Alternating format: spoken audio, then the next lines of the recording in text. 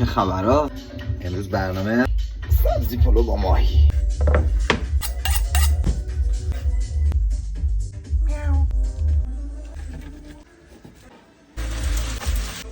مقدار آب لیمو، نمک، فلفل سیاه، پودر سیر و پودر پیاز، زردچوبه و هم ادویه ماهی.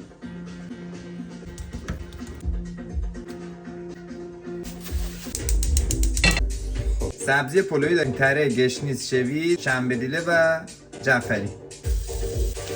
سبزیاتو میتونید سیر هم اضافه کنید، خیلی خوشمزه میشه.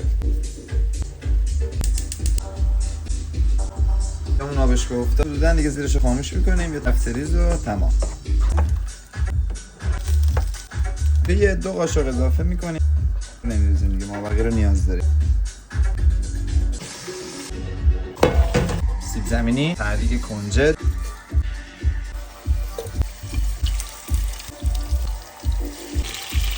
یه لایه پلو، یه لایه سبزی.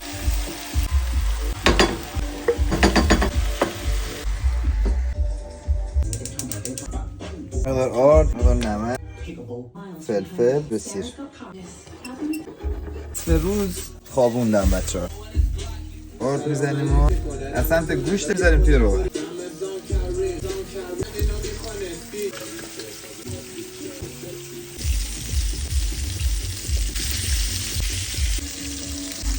یه شیرازی هم درست کنیم بغلش. زعفرون دم کرد.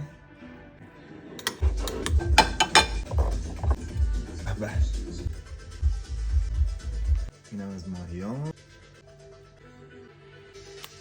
هم سبزی پلو با ماهی.